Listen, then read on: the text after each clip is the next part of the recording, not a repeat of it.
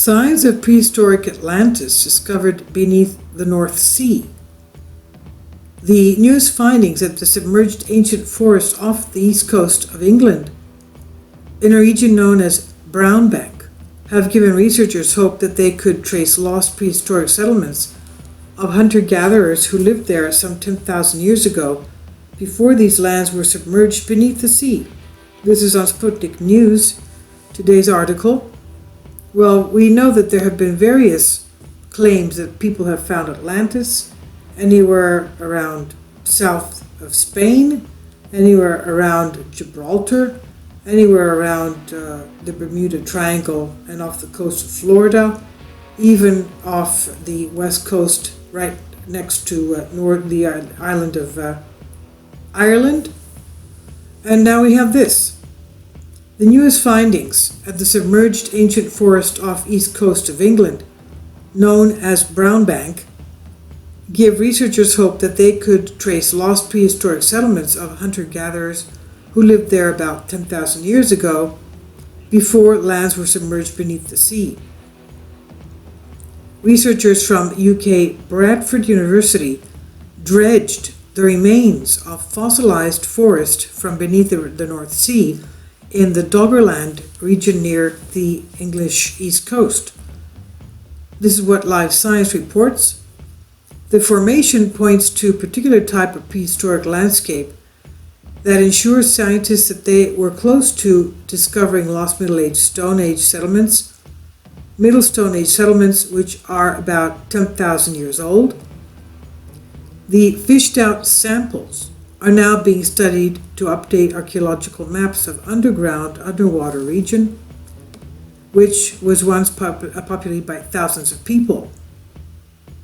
We are absolutely dead sure that we are very close to a settlement. The numbers of artifacts historically from that region tell us there is something there. This is what the archaeologist Vincent Gaffney, who is one of the project leaders, said in his website. According to Gaffney, during their recent voyage, the team found areas where the Mesolithic land surface is close to the surface of the seafloor, and they plan to return to the region on a better equipped research ship to grab and dredge more samples from there. They say we're very close to finding the settlement. It is there, we know it is. We need just that little bit of luck and good weather to get there, the archaeologist said.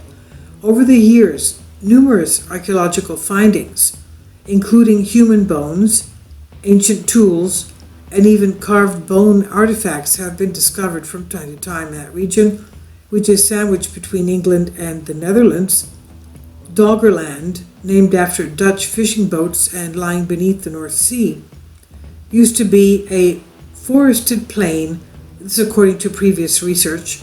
It had rivers and lakes, wetlands, and even a giant salt marsh.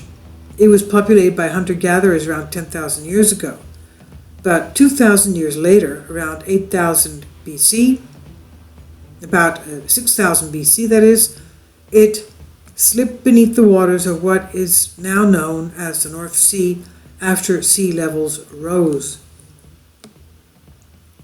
Atlantis, we know, described by ancient Greek philosopher Plato around 350 BC, was a mythical island that sunk somewhere in the Mediterranean Sea or the Atlantic Ocean after suffering a devastating natural disaster. And for centuries, researchers and enthusiasts have tried to map the legendary island without any luck. Now, I would like to refer to what was Atlantis supposedly found off northwest Ireland. And we can see there is a Google Earth image of this, a huge deformation, an uprising of land, which is about 1.5 times as big as the island of Ireland by itself. This is on Ireland Before You, and it talks about Atlantis perhaps being found right there. And they're suggesting that this lost city of Atlantis is just off Ireland's west coast. The researchers suggest the lost city of Atlantis has been under our noses all along. It's just that it's off the west coast of Ireland in the Atlantic. A number of maps studied over 100 years' time from 1550 all show an island referred to as Friesland, Frisland, Friesland in the North Atlantic. On maps after the period, the island appears to vanish, suggesting it was a mythical kingdom of Atlantis. So their ancient maps had this area as land, but later on it was forgotten about. A view from a geologist. Ancient history writer and geologist Matt Simpson told Daily Star Online it was shown in so many maps in the 16th, 17th centuries and then it disappeared. It can't be a mistake. I noticed that in old maps of the Netherlands. We know the Netherlands is very low-lying, but the old maps show islands in those areas. People used to live there before it was sort of flooded over. So, yes, perhaps, with the earth changes, those things were actually populated. Quote, "It is located northwest of Ireland, and there are a number of smaller islands around it. And it can still be seen on modern mapping tools under the sea close to the Faroe Islands. It ticks a lot of boxes in terms of location, the fact that it is sunk and was above sea level at one time." Plato's writings say, what do they say? Plato wrote the story of Atlantis around 360 BC. He described it as a utopia populated with half-god, half-human civilians. He referred to the kingdom as existing a further 9,000 years before him, lush with exotic wildlife and precious metals like gold and silver. But Plato's story is the only solid evidence to suggest Atlantis was ever real, with many historians believing it was a mythical land created from the author's imagination. The debate still continues. Others argue the lost city is now underwater, while the exact location continues to be debated. The Mediterranean is one suggested spot, while some claim it lies under even the frozen waters of Antarctica. Now, speaking to National Geographic, Charles Arcer, curator of history at the New York State Museum in Albany, New York, said, "Pick a spot on a map and someone has said that Atlantis was there. Every place you can imagine."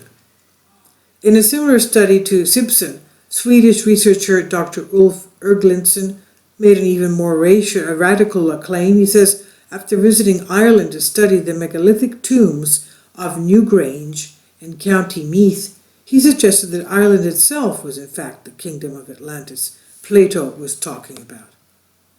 He believed the tombs were directly linked to the ancient temples of Poseidon, god of the sea, earthquakes, storms, and horses, while the hill of Tara in County Meath, where the legendary high kings of Ireland reportedly gathered, reflects the capital city of the lost continent.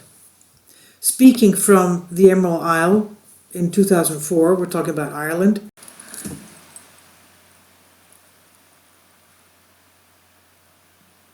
Speaking from Ireland, the Emerald Isle in 2004, Erlingson said, "Atlantis has a central plain fringed by mountains, which is exactly what I saw at Newgrange today." And Plato said that 10 kings met with the Atlantis capital, in the Atlantis capital every 5 years, which would equate with Tara's historical connection with the High Kings. But more recent findings suggest the lost city is not Ireland itself, but located off the west coast. The name Atlantis supports the claim it lies beneath the Atlantic Ocean, while aerial pictures show images of a silhouette resembling a small continent under the water. The actual existence of Atlantis has yet to be scientifically proven and remains a source for debate, wonder, and romantic ponder. And where better to place it for now than off the west coast of the beautiful island of Ireland.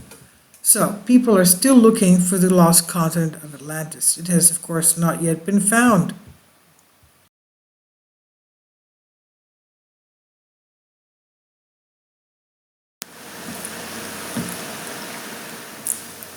If you'd like to join me on my Patreon account, You will hear content not covered by mainstream media.